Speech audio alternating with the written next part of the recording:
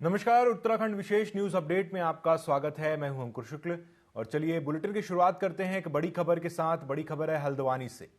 हल्द्वानी से बड़ी खबर देख लेते हैं। आपदा के कार्यों में लापरवाही पर सीएम धामी का बड़ा एक्शन। तो हल्द्वानी से एक बड़ी खबर आपको बता रहे हैं। सिंचाई विभाग के अधिशासी अभियंता बीसी नैनवाल को हटाया गया है और मुख्य अभियंता अल्मोड़ा कार्यालय में इन्हें अटैच कर दिया गया है। दिनेश सिंह रावत को नया अधिशासी अभियंता हल्द्वानी का चार्ज दिया गया है। आपको बता दें कि अंतर्राष्ट्रीय स्टेडियम के कार्यों में देरी और लापरवाही पर यह कार्रवाई की गई है। सचिव डॉक्टर आर.एस. राजेश कुमार ने आदेश जारी किया है। तो सीएम धामी ने ये एक बड़ा फैसला लिया है और इंजीनियर को हटा दिया है।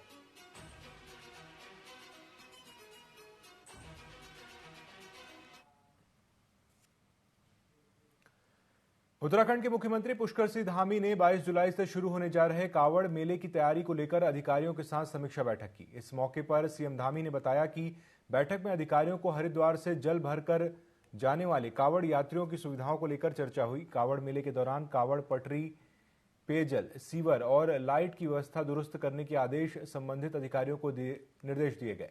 इसके साथ ही उन्होंने मंगलौर उपचुनाव में जीत का दावा किया।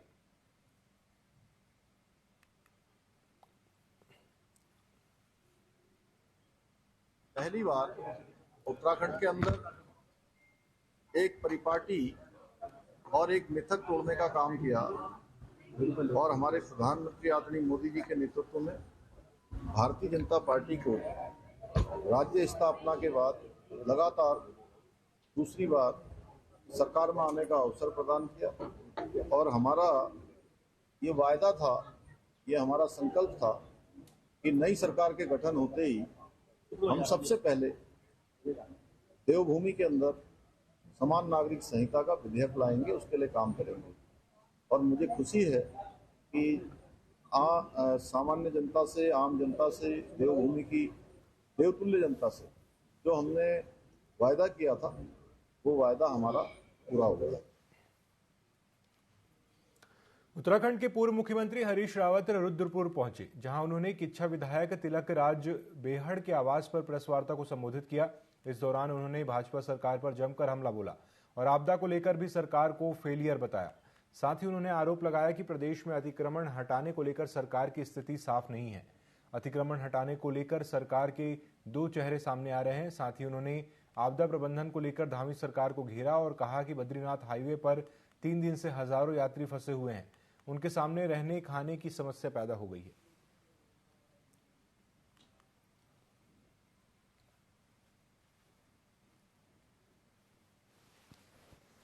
एक चेहरा देहरादून से आदेश देता है और दूसरा चेहरा उनका जहां अतिक्रमण हटाया जाता है तो वहां एमएलए के रूप में या मंत्री के रूप में अतिक्रमण को रोक करके वो लेते हैं। तो ये जो है अतिक्रमण, ये स्पष्ट करें कि अतिक्रमण को लेकर के राज्य सरकार की क्या नीति।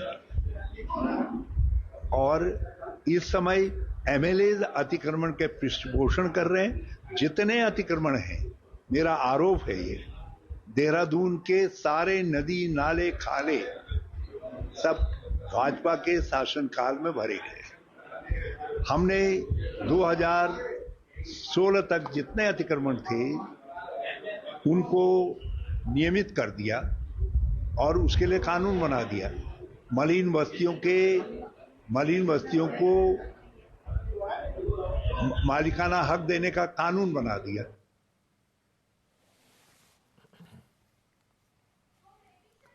उत्तराखंड के मंगलौर और बद्रीनाथ विधानसभा उपचुनाव के लिए शनिवार को मतगणना होगी। मतगणना स्थल पर सीसीटीवी लगाई गई है और सुरक्षा के चाक चौबंद व्यवस्थाएं की गई हैं। अंदर के लेयर में सीएपीएफ की टीम तैनात रहेगी। वहीं बाहर के लिए उत्तराखंड पुलिस फोर्स की व्यवस्था की गई है। सुबह 8 बजे से मतगणना शुरू हो जाएगी। सबसे पहले पोस्टल बैलेट की काउंटिंग होगी। इसके बाद 8:30 बजे से ईवीएम और पोस्टल बैलेट दोनों की काउंटिंग शुरू हो जाएगी।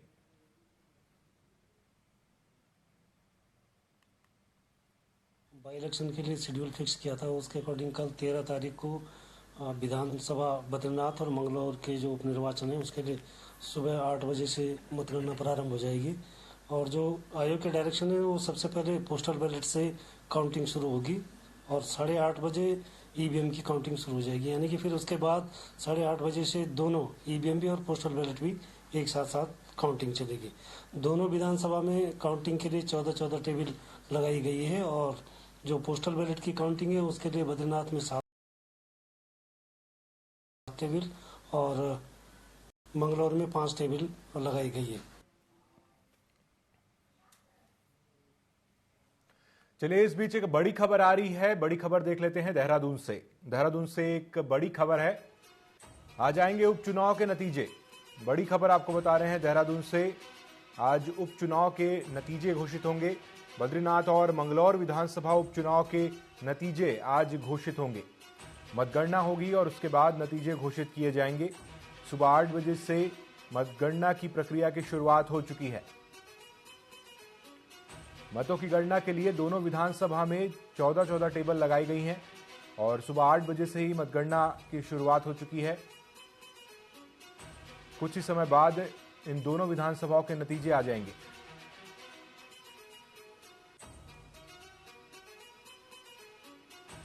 बड़ी खबर आपको बता रहे हैं, उपचुनाव के नतीजे आएंगे आज और सुबह 8 बजे से मतगणना की शुरुआत हो गई है। बद्रीनाथ और मंगलौर विधानसभा में उपचुनाव हुए थे जिसके नतीजे आज आएंगे।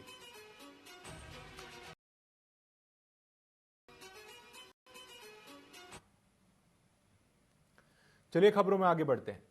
चमोली जिला प्रशासन ने बद्रीनाथ विधानसभा उपचुनाव की मतगणना के लिए तैयारियां पूरी कर ली हैं। मतगणना का कार्य 13 जुलाई को सुबह 8 बजे से शुरू होगा। बद्रीनाथ विधानसभा उपचुनाव की मतगणना 13 जुलाई को सुबह 8 बजे से पीजी कॉलेज गोपेश्वर में होगी। मतगणना के लिए रिजर्व सहित 17 मतगणना सुपरवाइजर, 18 मतगणना सहायक और 22 माइक्रो ऑब्जर्वर तैनात किए गए हैं।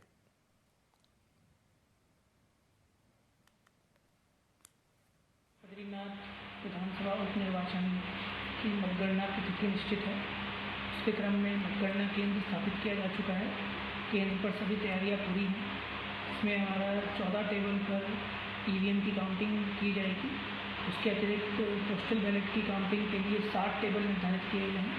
साथ में जो हमारे ई पोस्टल बैलेट आएंगे सर्विस वोटर्स के, उनके लिए भी 8 टेबल ऐसी हैं जिनके जो प्री काउंटिंग स्कैनिंग होती है पहले, इसके पश्चात पोस्टल बैलेट की काउंटिंग होती है, वो भी निर्धारित किए गए हैं। जो कैंडिडेट हैं और उनके निर्वाचन अभिकर्ता हैं, उनके साथ एक बैठक करके उनको विस्तृत स्तर से सारी जो जानकारियाँ हैं वो दी जा चुकी हैं।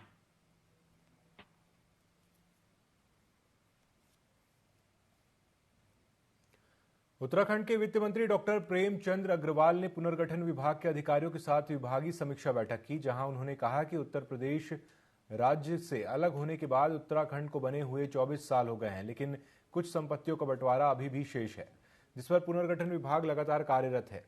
वहीं उन्होंने कुछ बिंदुओं के निस्तारण की बात भी कही।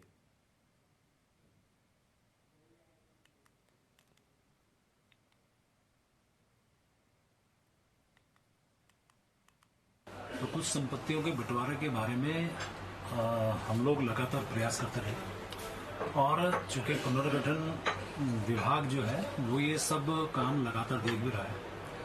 आज उसकी समीक्षा बैठक मैंने की, हालांकि इससे पहले भी मैं बैठा था। तो जो बिंदु निस्तारित हुए और जो बिंदु अभी निस्तारित होने, तो उन पे मेरी द्वारा चर्चा की गई। उसमें जैसे आप देखिए, हरिद्वार में जो सिंचाई विभाग का जो भूमि है, उत्तर प्रदेश सिंचाई विभाग, वो 697 हेक्टेयर है, लेकिन उसमें अब ये तय हुआ था उस समय कि जब भी कुंभ मेला या अन्य ऐसे आवश्यक प्रयोजन होंगे हम उसमें कर सकेंगे। जैसे अब हमारे यहाँ कुंभ होगा तो हम उसका इस्तेमाल कर सकेंगे। कांग्रेस ने मुख्यमंत्री सहित विधायकों के दिल्ली में केदारनाथ के प्रतीकात्मक मंदिर के शिलान्यास समारोह में शामिल होने पर सवाल उठाए हैं। मुख्य प्रवक्ता गरिमा मेहरा दसौनी ने पत्रकार वार्ता में इसे आस्था पर चोट करार दिया है। उन्होंने कहा है कि भाजपा परंपरा के विपरीत 4 शंकराचार्यों के अलावा अपने दर्जनों शंकराचार्य बनाए। अब ज्योतिर्लिंगों की महिमा के साथ भी खिलवाड़ किया जा रहा है।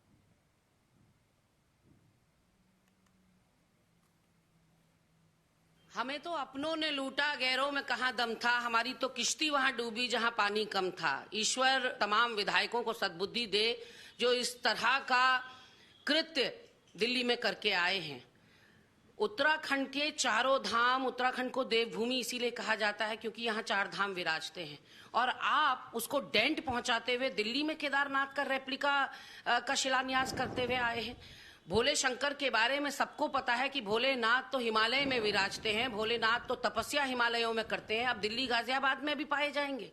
तो ऐसे में कहीं ना कहीं मुझे लगता है कि बहुत बड़ा मजाक और बहुत बड़ा आस्था के साथ खिलवाड़ किया है मुख्यमंत्री पुष्कर सिंह धामी और उनकी तमाम जो किचन कैबिनेट है उसने, और इसका विरोध होना चाहिए। हम इसका पुरजोर विरोध करते हैं कि आप जो है ये कोई जियो या किसी वेस्ट साइड वगैरह का आउटलेट नहीं है कि आप पूरे देश भर में खोलते चले जाएंगे। लोगों की प्रगाढ़ आस्था है केदारनाथ धाम में, और आज का नहीं, आदिकाल पुराना हमारा ये मंदिर है। अब आप उसका रेप्लिका खोलने लगे हैं पूरे देश भर में, तो कहीं ना कहीं ऐसा लगता है कि ये हिंदू धर्म के जो झंडा बरदार बनते हैं ये अज्ञानी लोग हैं, और ईश्वर इनको सद्बुद्धि देगा, ऐसी मैं अपेक्षा करती हूँ।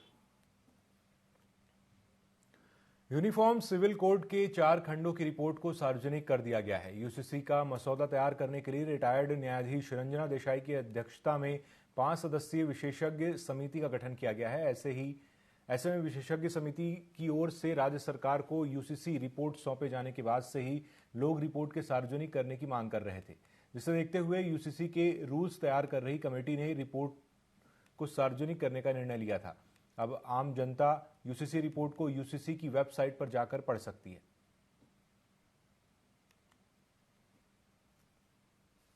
यूसीसी का जो संहिता है वो तो विधेयक विधानसभा में पारित हो चुका है, केवल लागू होने की तिथि अब निर्धारित होनी है। इसके संबंध में नियमावली बनाई जा रही है। यूसीसी में 3 प्रकार की मुख्य व्यवस्थाएं की गई हैं: शादी और तलाक, मैरिज एंड डिवोर्स, उसके साथ ही साथ लिव इन रिलेशनशिप का है, और साथ ही साथ इनहेरिटेंस और सक्सेशन, जिसमें इंटरस्टेट सक्सेशन और टेस्टामेंटरी सक्सेशन दोनों को कवर किया गया है, और ये सेकुलर लॉ के रूप में लाया गया है जो सभी पर समान रूप से लागू है। जब नियमावली बन जाएगी, ऐसा राज्य सरकार को लागू करना है, लेकिन समिति भी नियमावली बना रही है।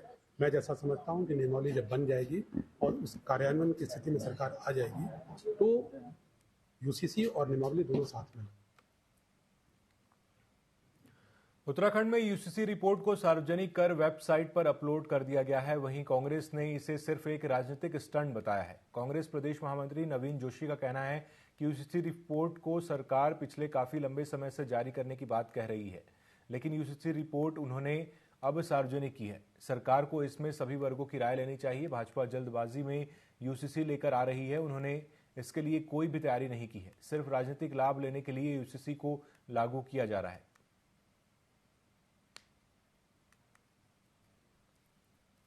राजनीतिक व्यक्तियों की राय लेनी चाहिए और जो बुद्धिजीवी है उनकी भी राय लेनी चाहिए थी। अब ये सार्वजनिक करने जा रहे हैं। जब इनका मसौदा जनता के बीच में आएगा तब उसके बारे में ज्यादा हम विस्तार से कह सकते हैं। अभी तो यही नहीं मालूम है कि उसमें किसके हित सुरक्षित है, किसके हित सुरक्षित नहीं है। भारतीय जनता पार्टी जल्दबाजी में यूसीसी को लेके आ रही है। उन्होंने इसके लिए कोई भी तैयारी नहीं करी है, सिर्फ राजनीतिक लाभ लेने के लिए ये यूसीसी का इस्तेमाल कर रहे हैं। और जब इसका मसौदा बीच में आएगा तो उसके बारे में बेहतर तरीके से हम कह सकते हैं। रुड़की पहुंचे कैबिनेट मंत्री धन सिंह रावत ने कहा कि कांवड़ यात्रा को लेकर प्रदेश सरकार बहुत संजीदा है और सरकार की तरफ से किसी भी शिव भक्तों को परेशानी का सामना नहीं करने दिया जाएगा। उत्तराखंड के कैबिनेट मंत्री धन सिंह रावत ने कहा कि आज उन्होंने समीक्षा बैठक ली है और बहुत अच्छी तैयारी उनकी तरफ से कराई जाएगी।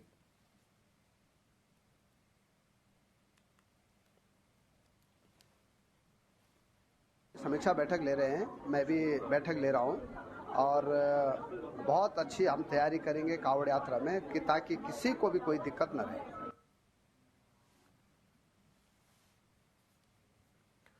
बाजपुर के मुंडिया कला निवासी एक युवती ने गुरुवार देर शाम को संदिग्ध परिस्थिति में अपने घर में फांसी लगा ली, जिसके बाद युवती के परिजन उसे आनन फानन में स्वास्थ्य केंद्र लेकर पहुंचे, जहां चिकित्सकों ने युवती को मृत घोषित कर दिया।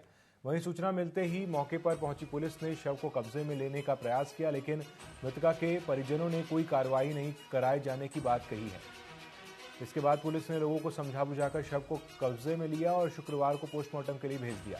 बाजपुर सीओ अन्य राम आर्य ने घटना की तहरीर आने के बाद अग्रिम कार्रवाई अमल में लाई जाएगी।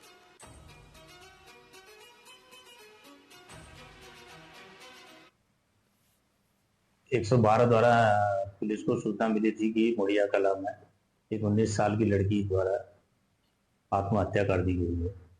तो इस सूचना पर पुलिस मौके पर पहुंची और शव को कब्जे में लिया और पोस्टमार्टम की कार्रवाई की जा रही है। अभी तक कोई इस संबंध में अभी तक कोई तहरीर नहीं मिली है।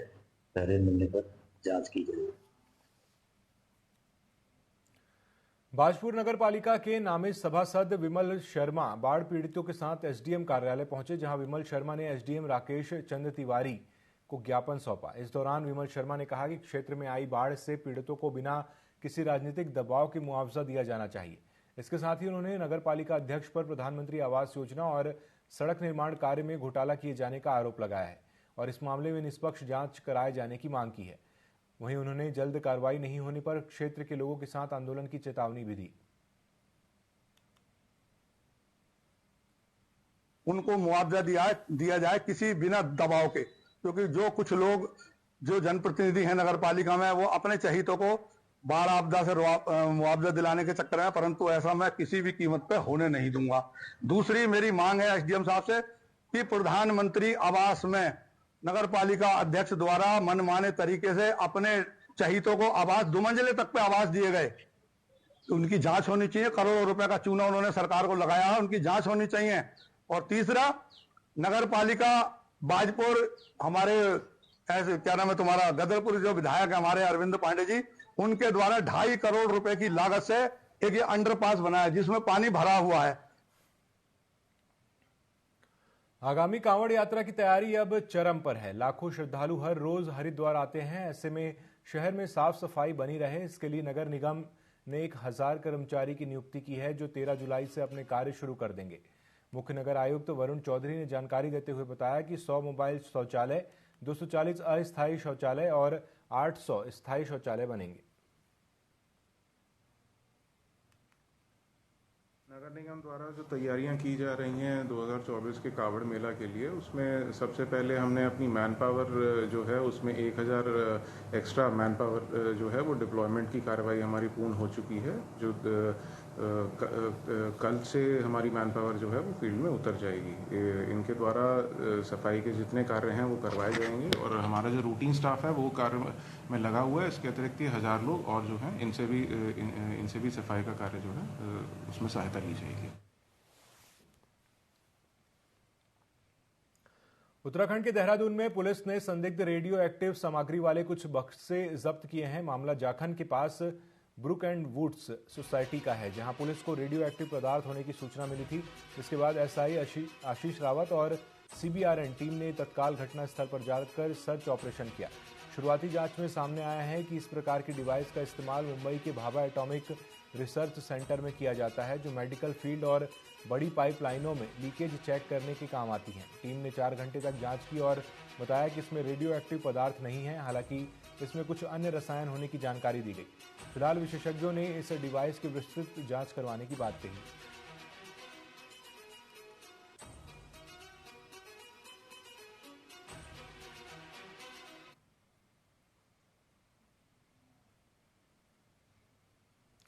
पहाड़ों में एक तरफ बरसात का कहर आम जिंदगी पर भारी पड़ता जा रहा है, तो दूसरी तरफ भारी बरसात के चलते सब्जियां महंगी हो गई हैं।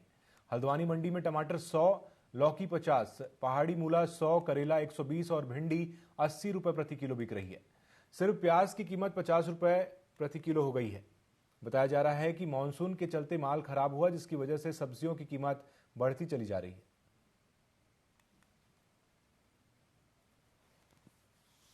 टमाटर सर शॉर्टेज हो रहा है, बारिश की वजह से टमाटर नहीं आ रहा है, इस वजह से टमाटर महंगा हो रहा है। क्या रेट बिक रहा है मंडी में? आज 1600 रुपए के रेट टमाटर बिका है। आप क्या रेट बेच रहे हैं? टमाटर 80 रुपए किलो बेच रहे हैं। तो ग्राहक आ रहा है आपके पास?